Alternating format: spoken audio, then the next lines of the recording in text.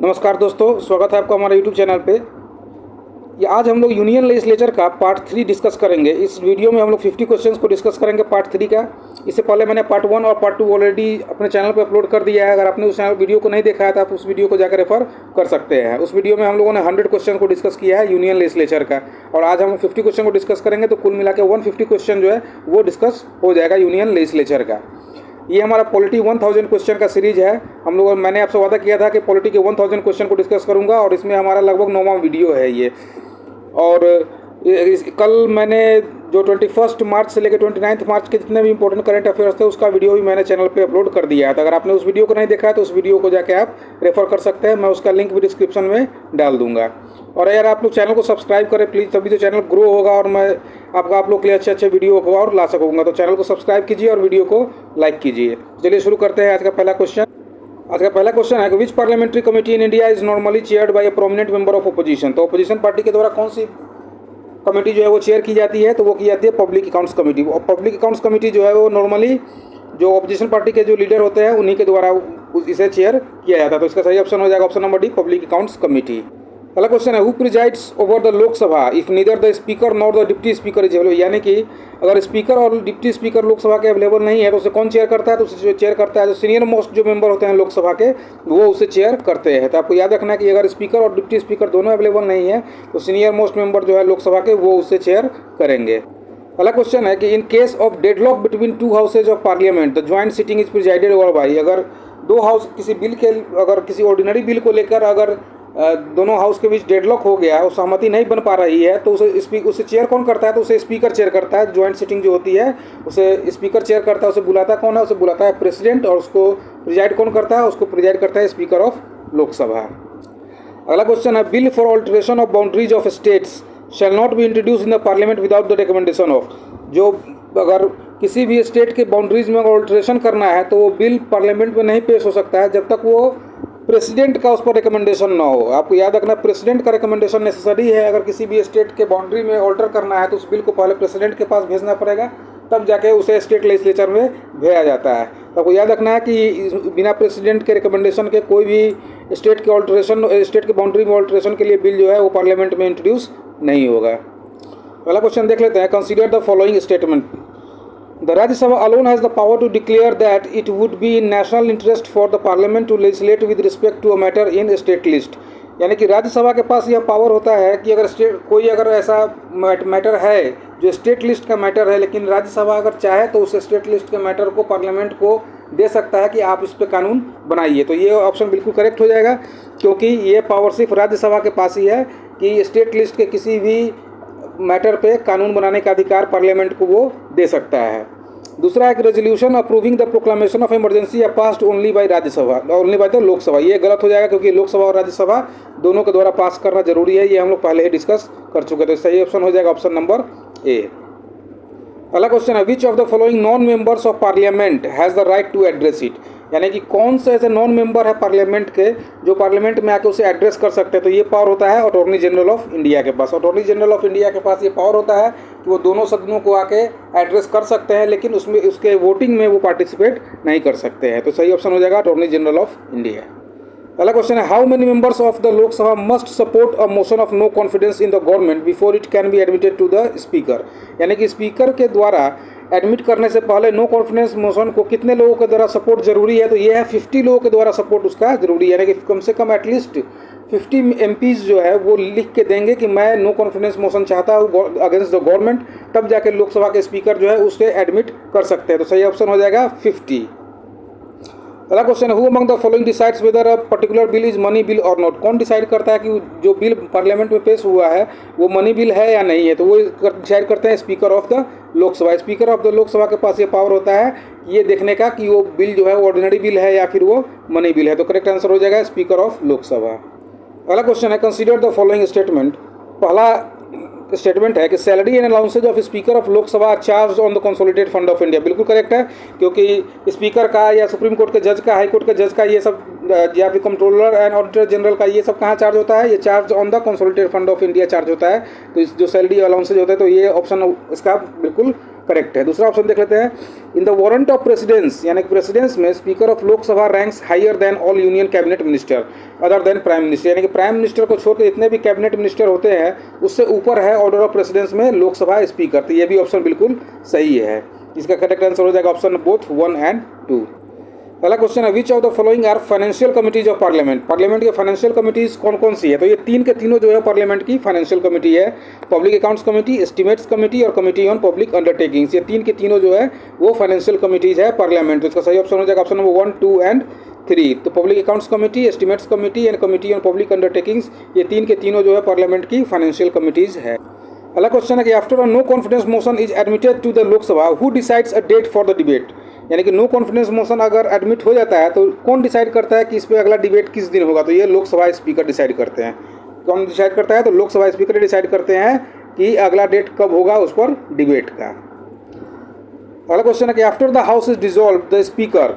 तो जब house dissolve हो जाता है तो स्पीकर क्या होता है? तो speaker is remove from the office immediately. बिल्कुल गलत है। हम लोगों ने पहले भी डिस्कस किया हुआ है कि speaker remains as speaker until the first meeting of house of people after dissolution. Option number B इसका करेक्ट हो जाएगा। स्पीकर उस समय तक स्पीकर बने रहेंगे जब तक आगामी लोकसभा के बाद, जब तक पहली मीटिंग उसकी नहीं होती है, जब तक प्रोटेम स्पीकर जो है वो नियुक्त नहीं किए जाते हैं तब तक वो स्पीकर बने रहते हैं। तो ऑप्शन नंबर बी इसका करेक्ट हो जाएगा। अगला क्वेश्चन है, who among the following is a function of the pro tem speaker of Lok Sabha. Pro tem speaker of Lok Sabha का क्या काम होता है? तो उसका काम होता है कि swear in the members of the house and hold the charge till a regular speaker is elected. जो प्रोटेम स्पीकर का काम होता है वो जितने भी मेंबर होते हैं, हाउस के एमपीज होते हैं, उनको स्वेयर करवाना, उसको शपथ दिलवाना, और दूसरा नंबर जब तक रेगुलर स्पीकर की नियुक्ति नहीं हो जाती है तब तक चार्ज को होल्ड करके रखना। तो ये ऑप्शन नंबर सी इसका करेक्ट हो जाएगा।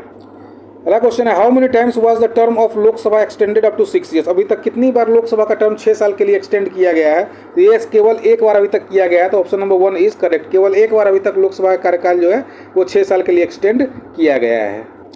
अगला क्वेश्चन है, in which of the parliamentary financial committees is Rajya Sabha not represented. किस पार्लियामेंट्री फाइनेंशियल कमिटीज में राज्यसभा का रिप्रेजेंटेशन नहीं होता है?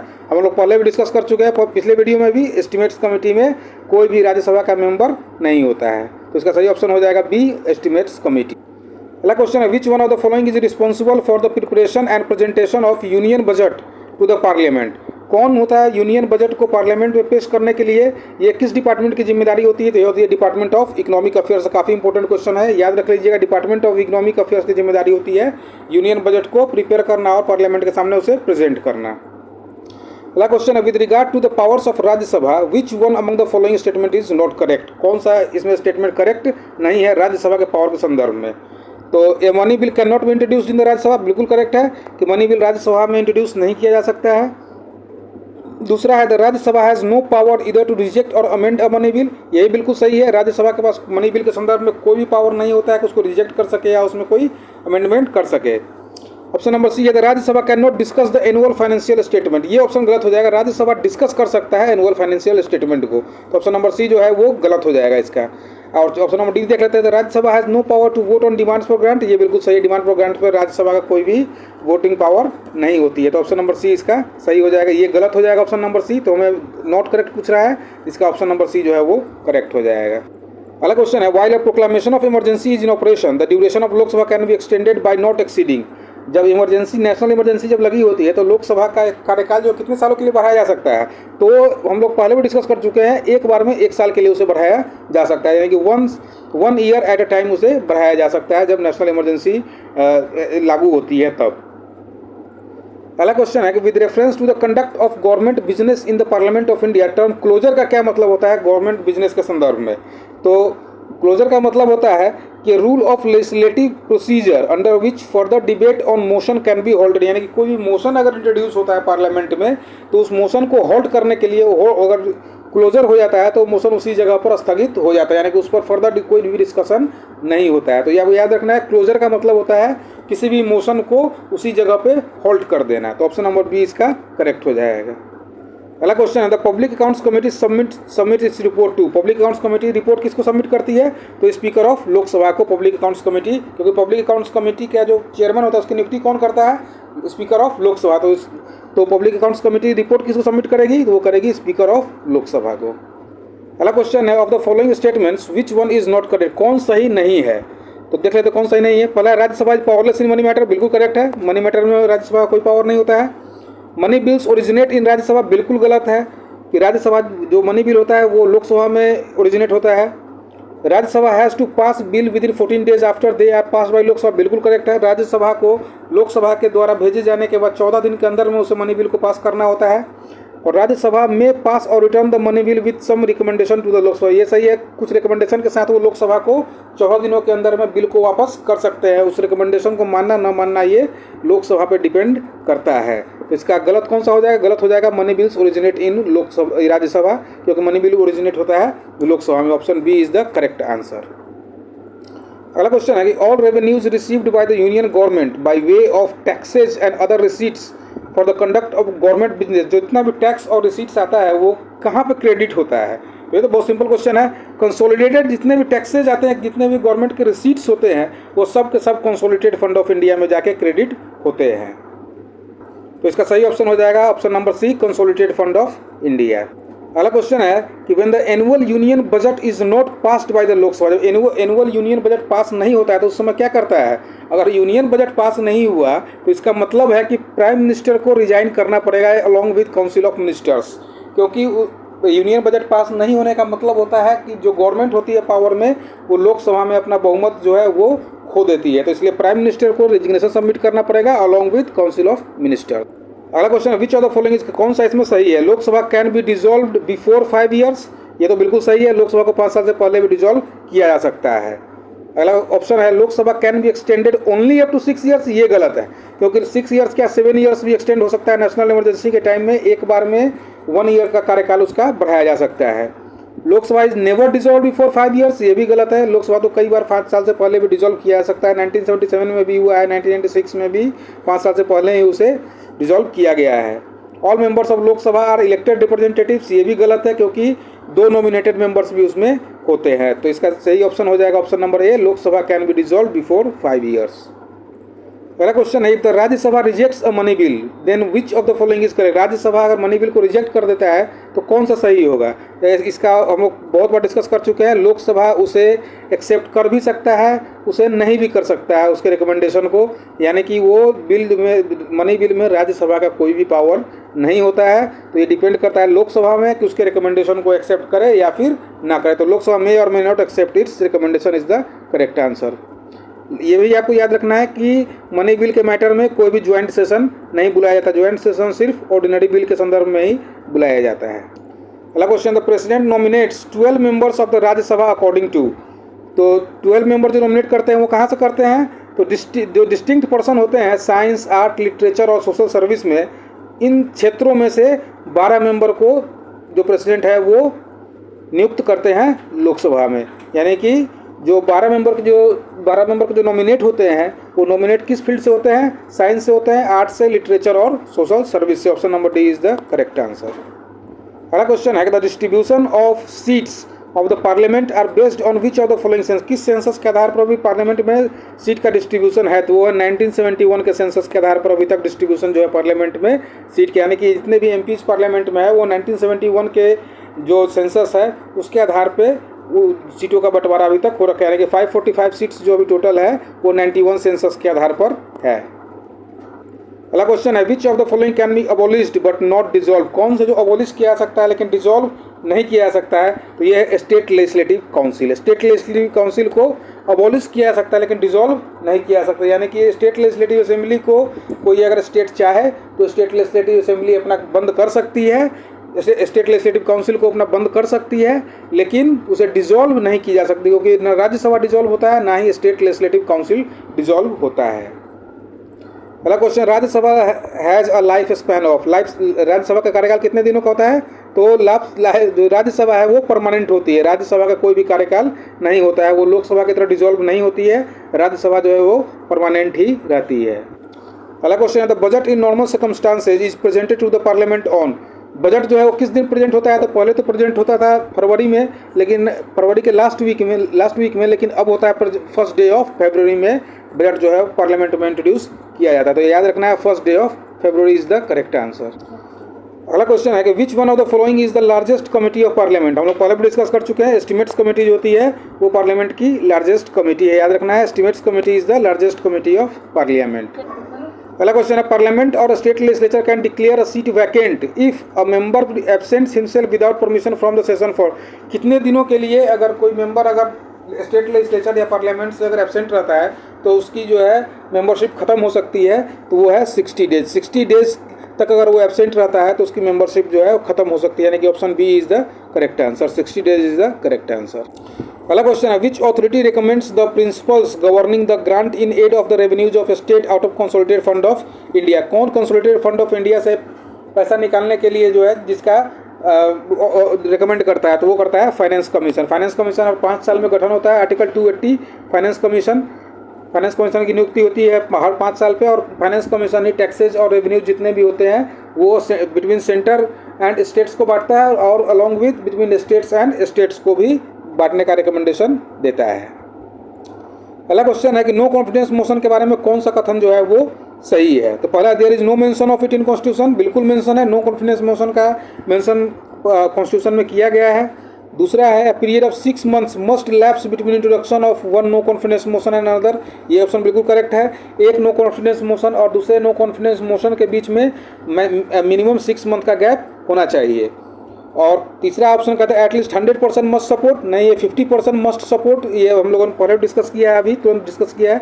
50% को कम से कम इसे सपोर्ट करना पड़ेगा उसे इंट्रोड्यूस करने के लिए हाउस में नो कॉन्फिडेंस मोशन को। और अगला it can B introduced in the Lok Sabha only, बिल्कुल करेक्ट है, नो कॉन्फिडेंस मोशन को लोकसभा में ही इंट्रोड्यूस किया जाता है, यानी कि option number A is the correct answer. 2 and 4 is the right answer. अगला क्वेश्चन है how many times can the president of India written a non money bill passed by the parliament. कितना बार जो ordinary bill होता है, non money bill जो होता है, उसे प्रेसिडेंट जो है वापस भेज सकते हैं रिकंसिडरेशन के लिए। तो केवल एक बार, अगर एक बार रिकंसिडरेशन के लिए भेजा और पार्लियामेंट दोबारा अप्रूव करके उसे प्रेसिडेंट के पास भेजती है तो प्रेसिडेंट को उस बार अप्रूवल देना ही पड़ेगा, उस बार वो रिकंसिडरेशन के लिए दोबारा नहीं भेज सकते हैं। तो यानी कि option B is the correct answer, एक बार केवल भेज सकते हैं रिकंसिडरेशन के लिए। अगला क्वेश्चन है the term of Lok Sabha. Term of Lok Sabha can not be extended, बिल्कुल एक्सटेंड किया जा सकता है। Can be extended for another full term for 5 year, ये बिल्कुल गलत है, क्योंकि 5 साल के लिए नहीं, अगले 1 साल के लिए एक बार में एक्सटेंड किया जा सकता है at the time of national emergency. Can be extended for unlimited period, ये भी गलत है। Can be extended by 1 year at a time, ये बिल्कुल सही है, एक बार में 1 साल के लिए एक्सटेंड किया जा सकता है। पहला क्वेश्चन है if a person elected to both the union parliament and a state legislature does not vacate his seat in the state legislature within the stipulated period, क्या होगा उस समय कि अगर एक पर्सन जो है यूनियन पार्लियामेंट में भी अगर वो लोकसभा में भी वो इलेक्ट हो जाता है और स्टेट लेजिस्लेचर में भी वो इलेक्ट हो जाता है, और वो विद इन 2 months अगर ये नहीं बताता है कि मैं कौन से एमपी बना रहूँगा या फिर एमएलए बना रहूँगा, तो उसमें क्या होगा, तो उसमें ये होगा कि वो पार्लियामेंट में उसका सीट जो है ऑटोमेटिकली वैकेंट हो जाएगा आफ्टर स्टिपुलेटेड पीरियड, यानी कि 2 महीने के बाद उसका जो सीट है वो ऑटोमेटिकली जो है पार्लियामेंट में वैकेंट हो जाएगा, वो एमएलए बन के रह जाएगा। पहला क्वेश्चन है which of the following is, कौन सा इसमें से करेक्ट है। Speaker can not be removed without 2/3 majority of the total house of members, यानी कि ये तो गलत हो जाएगा। केवल जो जितने मेंबर्स प्रेजेंट एंड वोटिंग है उसका जो है सिंपल मेजोरिटी के द्वारा स्पीकर को रिमूव किया जाता है, तो ये ऑप्शन तो गलत हो गया। दूसरा देख लेते हैं the decision of the speaker weather a particular bill is a money bill is not final unless ratified by the president, ये गलत है क्योंकि जो स्पीकर का जो डिसीजन होता है वो फाइनल होता है। No court of law can go into the merits of ruling given by the speaker, ये बिल्कुल सही है, क्योंकि जो स्पीकर जो बोलता है उसके अगेंस्ट में आप कोर्ट में नहीं जा सकते हैं। और ऑप्शन नंबर डी देख रहे हैं not all proceedings of house are address to the speaker, ये भी गलत है, जितनी प्रोसीडिंग होती है वो स्पीकर को एड्रेस करना पड़ता है, यानी कि option C is the correct answer. अगला क्वेश्चन है the first no confidence motion moved in the Lok Sabha after independence, काफ़ी इंपॉर्टेंट क्वेश्चन है ये। पहली बार नो कॉन्फिडेंस मोशन जो है आफ्टर इंडिपेंडेंस किस ईयर में मूव किया गया था, तो ये किया गया था 1963 में। आपको याद रखना 1963 में पहली बार नो कॉन्फिडेंस मोशन जो है वो लोकसभा में इंट्रोड्यूस किया गया था। पहला क्वेश्चन है which of the following correctly reflects the position of upper house of the state legislature, यानी कि जो लेजिस्लेटिव काउंसिल होती है वो और अपर हाउस ऑफ पार्लियामेंट यानी कि राज्यसभा, दोनों के बीच में कौन सा करेक्ट है। तो पहला ऑप्शन देख लेते हैं 1/3 member of Rajya Sabha retire every year while 1/4 member of legislative council retire every 18 months, बिल्कुल गलत है, क्योंकि 1/3 member of राज्यसभा and 1/3 member of legislative council ये रिटायर करते हैं every 2nd year. Option number B है there is no provision for joint sitting in the legislative assembly. ये बिल्कुल करेक्ट है, लेजिस्लेटिव असेंबली में और लेजिस्लेटिव काउंसिल में ज्वाइंट मीटिंग का कोई भी प्रावधान नहीं है, जबकि लोकसभा के केस में ये प्रावधान है। अगर राज्यसभा और लोकसभा के बीच में किसी बिल को लेकर डेडलॉक हो जाता है तो ज्वाइंट सिटिंग बुलाई जा सकती है, यानी कि ऑप्शन बी करेक्ट है। ऑप्शन सी देख लेते हैं। While no bill other than money bill can originate in state legislative council, no bill can originate in Rajya Sabha. कहने का मतलब है कि मनी बिल को छोड़ के कोई भी बिल जो है स्टेट लेजिस्लेटिव काउंसिल में ओरिजिनेट हो सकती है, लेकिन राज्यसभा में कोई बिल ओरिजिनेट नहीं हो सकता है। ये ऑप्शन बिल्कुल गलत है, क्योंकि राज्यसभा में भी मनी बिल ही इंट्रोड्यूस नहीं हो सकता है, बाकी बिल जो है ऑर्डिनरी बिल राज्यसभा में भी इंट्रोड्यूस हो सकता है। अगला ऑप्शन है कि while Rajya Sabha has 12 nominated members, state legislative has none. ये भी गलत है। ये राज्यसभा में 12 मेंबर्स होते हैं और स्टेट लेजिस्लेटिव काउंसिल में भी नॉमिनेटेड मेंबर्स होते हैं, यानी कि ऑप्शन नंबर बी इसका जो है वो सही हो जाएगा। अगला क्वेश्चन है member of parliament has immunity from arrest. जो मेंबर ऑफ पार्लियामेंट होते हैं उन्हें अरेस्ट की इम्यूनिटी होती है, वो किस केस में होती है? तो वो होती है जो पार्लियामेंट जब शुरू होता है उसके 40 दिन पहले और 40 दिन बाद, और ये भी होता है सिर्फ सिविल केस में, यानी कि सिविल केस में उन्हें 40 दिन पहले और 40 दिन बाद तक पार्लियामेंट के कमेंसमेंट के सिर्फ उन्हें सिविल इम्यूनिटी जो है वो दी जाती है, यानी कि उन्हें अरेस्ट नहीं किया जा सकता, यानी कि option number A is the correct answer. पहला क्वेश्चन है which of the following statement is correct. कौन सा स्टेटमेंट जो है वो करेक्ट है?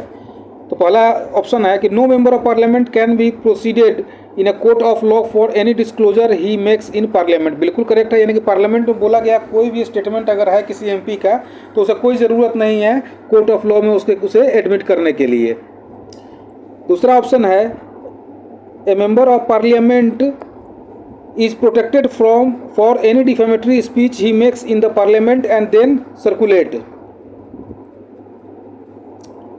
its copies to the public। यानी कि मेंबर ऑफ पार्लियामेंट जो है वो कोई भी डिफेमेटरी स्पीच पार्लियामेंट में दे सकता है, उसे उसकी कॉपी सर्कुलेट कर सकता है पब्लिक में। ये तो स्टेटमेंट बिल्कुल गलत है, क्योंकि डिफेमेटरी स्पीच अगर कोई भी देंगे तो उसे उसी समय लोकसभा से या राज्यसभा से एक्सपंज कर दिया जाता है, यानी कि ऑप्शन नंबर बी जो है वो गलत हो जाएगा। ऑप्शन नंबर सी है कि member of parliament is protected from any speech he makes in the parliament. कोई भी स्पीच दे सकते हैं पार्लियामेंट में, ये भी गलत है। अगर डिफेमेटरी स्पीच है तो उसे एक्सपंज करना पड़ेगा पार्लियामेंट की प्रोसीडिंग से। एंड ऑप्शन नंबर डी है member of parliament has absolute freedom of speech. ये भी गलत है, एब्सोल्यूट फ्रीडम ऑफ स्पीच तो इंडिया में किसी को नहीं दिया गया। Freedom of speech is subjected to public morality, public health etc, यानी कि ऑप्शन नंबर ए इसका करेक्ट हो जाएगा। अगला क्वेश्चन है which of the following is in. कौन सा इसमें से स्टेटमेंट गलत है? तो पहला स्टेटमेंट है newspapers can publish parliamentary proceedings. क्या पार्लियामेंट्री प्रोसीडिंग्स को न्यूज़पेपर पब्लिश कर सकता है? तो ये स्टेटमेंट जो है वो सही हो जाएगा, यानी कि न्यूज़पेपर के पास ये पावर होता है कि पार्लियामेंट्री प्रोसीडिंग्स को पब्लिश कर सके। अगला स्टेटमेंट है newspapers can publish any part of proceedings with the permission of speaker. बिल्कुल सही है, स्पीकर का परमिशन लेके किसी पार्ट ऑफ जो भी प्रोसीडिंग्स है उसको पब्लिश किया जा सकता है। ऑप्शन सी कहता है कि newspaper have also the freedom to publish expunged portions of the speech of an MP. ये बिल्कुल गलत है, जो एक्सपंज्ड पोर्शन है उसे न्यूज़पेपर पब्लिश नहीं कर सकता, यानी कि option number C is the correct answer. आपको याद रखना ऑप्शन नंबर सी जो है इसका वो करेक्ट हो जाएगा। ऑप्शन नंबर डी देख लेते हैं parliament has freedom to publish its proceeding.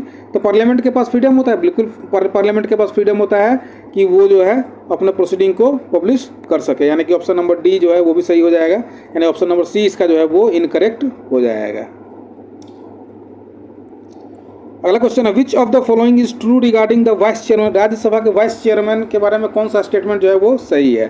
तो ऑप्शन नंबर ए कहता है one has to be member of Rajya Sabha for election to the post of vice chairman. बिल्कुल सही है, राज्यसभा का मेंबर होना जरूरी है अगर वो वाइस चेयरमैन होना चाहते हैं तो ये ऑप्शन नंबर ए इसका जो है ऑप्शन नंबर ए ही इसका बिल्कुल करेक्ट हो जाएगा। अगला क्वेश्चन देख लेते हैं। अगला क्वेश्चन है who among the following may belong to the Rajya Sabha but can speak in both Lok Sabha and the Rajya Sabha. कौन जो है राज्यसभा से बिलोंग कर सकते हैं लेकिन जो लोकसभा और राज्यसभा दोनों में बोल सकते हैं? तो ये जो है जो मेंबर्स मिनिस्टर्स जो होते हैं, जो या तो राज्यसभा के मेंबर हो तो लोकसभा में भी मिनिस्टर जो है जाके अपना बयान दे सकते हैं, यानी कि इवन प्राइम मिनिस्टर भी अगर राज्यसभा से हो तो लोकसभा में जाके अपना स्पीक जो है दे सकते हैं, यानी कि option A is the correct answer. अगला क्वेश्चन है member of parliament can claim immunity. तो इम्यूनिटी केवल और केवल सिविल केसेज में होती है, क्रिमिनल केसेज में इम्यूनिटी मेंबर ऑफ पार्लियामेंट को नहीं दी जा सकती, यानी कि option B is the correct answer. अगला क्वेश्चन है which of the following is incorrect. कौन सा इसमें से स्टेटमेंट जो है वो गलत है? तो पहला ऑप्शन देख लेते हैं, prorogation of the house has the effect of wiping out the pending business. तो ये तो गलत है, वो जो प्रोरोगेशन जो होता है उससे वाइपिंग बिजनेस जो है, जो जो जो बिजनेस होता है पर जो हाउस का, वो वाइप आउट नहीं होता है। तो यानी कि पहला स्टेटमेंट ही गलत हो जाएगा। दूसरा स्टेटमेंट देख लेते हैं, adjournment of the house does not affect the pending business. बिल्कुल सही है, एडजर्नमेंट जो जब होता है तो हाउस का जो बिजनेस होता है उसे नेक्स्ट सिटिंग में ले जाया जाता है। अगला ऑप्शन है, the power of summoning and prorogation of house is vested in president. हम लोग पहले भी डिस्कस किया है कि समन करना और प्रोरोगेट करना ये प्रेसिडेंट का पावर होता है। और अगला ऑप्शन है कि लोकसभा का डिसोल्यूशन करने का मीन्स है कि जो बिजनेस जितना भी पेंडिंग बिजनेस है वो खत्म हो जाता है। ये ऑप्शन बिल्कुल करेक्ट हो जाने की option number A is the wrong answer, और जो कि हमें इनकरेक्ट पूछा है इसलिए option number A is the correct answer हो जाएगा। अगला क्वेश्चन है, state which of the following statement, कौन सा स्टेटमेंट गलत है। तो पहला ऑप्शन देख लेते हैं, money bill deals with imposition, remission, alteration और रेगुलेशन ऑफ टैक्स। बिल्कुल करेक्ट है, मनी बिल जो है वो इम्पोजिशन, रिमोनिशन, ऑल्टरेशन और रेगुलेशन ऑफ टैक्स से डील करता है। दूसरा ऑप्शन है, money bills deal with regulation, borrowing money और giving any guarantee by the government. बिल्कुल सही है। ऑप्शन नंबर सी है, money bill deals with money of the consolidated fund. बिल्कुल सही, कंसोलिडेटेड फंड ऑफ इंडिया से निकाला गया मनी के बारे में डील करता है। और ऑप्शन डी कहता है कि money bill is one which provides for imposition of fines और फीस। ये गलत हो जाएगा, ऑप्शन नंबर डी जो है वो रॉन्ग हो जाएगा। तो यहाँ इनकरेक्ट पूछा है इसलिए option number D is the correct answer. अगला क्वेश्चन है, representatives of union territories in Lok Sabha chosen by. Union territories जो होते हैं उसके रिप्रेजेंटेटिव्स को लोकसभा में कौन चूज करता है, कैसे चूज होता है, डायरेक्ट इलेक्शन के द्वारा। जैसे स्टेट के एमपीज को इलेक्ट किया जाता है वैसे ही जो यूनियन टेरिटरी के रिप्रेजेंटेटिव्स होते हैं उनको भी वैसे ही इलेक्ट किया जाता है। अगला question, Rajya Sabha has the exclusive authority over. Rajya Sabha के पास एक्सक्लूसिव अथॉरिटी होती है किस केस में, वो होती है न्यू ऑल इंडिया सर्विसेज को क्रिएट करने के लिए। ये राज्यसभा की एक्सक्लूसिव अथॉरिटी होती है कि न्यू ऑल इंडिया सर्विसेज अगर क्रिएट करना हो तो राज्यसभा ही क्रिएट कर सकता है। अगला क्वेश्चन है, the maximum strength of nominated members in both houses of parliament. दोनों हाउस में मैक्सिमम कितने लोग नॉमिनेट हो सकते हैं, तो वो हो सकते हैं 14। 12 जो हो सकते हैं वो राज्यसभा में और 2 होते हैं लोकसभा में, यानी कि 14 इज द करेक्ट आंसर। अगला क्वेश्चन है, in India the system of proportional representation is used for. Proportional representation जो है कहाँ कहाँ यूज होता है, तो election to the office of president बिल्कुल सही है, प्रेसिडेंट के इलेक्शन में, वाइस प्रेसिडेंट के इलेक्शन में और राज्यसभा के इलेक्शन में। जो जनरल इलेक्शन होता है उसमें डायरेक्ट मेथड से चुनाव होता है, यानी कि option number 1, 2 and 3 is the correct answer. Office of president, vice president और जो मेंबर्स ऑफ राज्यसभा होते हैं उनमें प्रोपोर्शनल रिप्रेजेंटेशन मेथड का यूज होता है। अगला क्वेश्चन है, who is considered the guardian of public purse. Public purse के गार्जियन किसे कहा जाता है, तो वो कहा था C&AG को। हम लोग इससे पहले वाले वीडियो में भी हम लोगों ने डिस्कस किया है कि C&AG को गार्जियन ऑफ पब्लिक पर्स कहा जाता है। अगला क्वेश्चन है, ऑल मनी रिसीव्ड बाय और on behalf of the government of India are credited to. आपको पता ही है वो या तो कंसोलिडेटेड फंड ऑफ इंडिया में क्रेडिट किया जाएगा या फिर पब्लिक अकाउंट्स ऑफ इंडिया में क्रेडिट उसे किया जाएगा। या जितना भी गवर्नमेंट के अगेंस्ट में या जैसे PPF का पैसा है तो वो कहाँ पर जाके क्रेडिट होगा, वो पब्लिक अकाउंट्स ऑफ इंडिया में जाके क्रेडिट होगा। तो वही अगर टैक्स का पैसा है तो वो कहाँ जाके क्रेडिट होगा, तो वो कंसोलिडेटेड फंड ऑफ इंडिया में जाके क्रेडिट होगा। तो यानी कि ऑप्शन नंबर डी इसका जो है वो करेक्ट हो जाएगा। अगला क्वेश्चन है, which of the following is not a function of parliament. Parliament का इसमें से फंक्शन कौन सा नहीं, तो providing the cabinet and holding them responsible बिल्कुल करेक्ट है। जो पार्लियामेंट बनती है, जो गवर्नमेंट होती है उसमें कैबिनेट होता है और उसे रिस्पॉन्सिबल बताया जा सकता है। पार्लियामेंट का गवर्नमेंट की पॉलिसी को क्रिटिसाइज करना भी पार्लियामेंट का पावर होता है। Formulating the policy for national development, ये जो है ये पार्लियामेंट का पावर नहीं होता है, वो एग्जीक्यूटिव का पावर होता है। यानी कि जो गवर्नमेंट होती है उसका पावर होता है नेशनल डेवलपमेंट के लिए पॉलिसी को फॉर्मुलेट करना है। और ऑप्शन नंबर डी है, securing relevant information on government action. हाँ, ये सवाल पूछना जो है ये पार्लियामेंट का पावर होता है, यानी कि ऑप्शन नंबर सी जो है वो इनकरेक्ट हो जाएगा।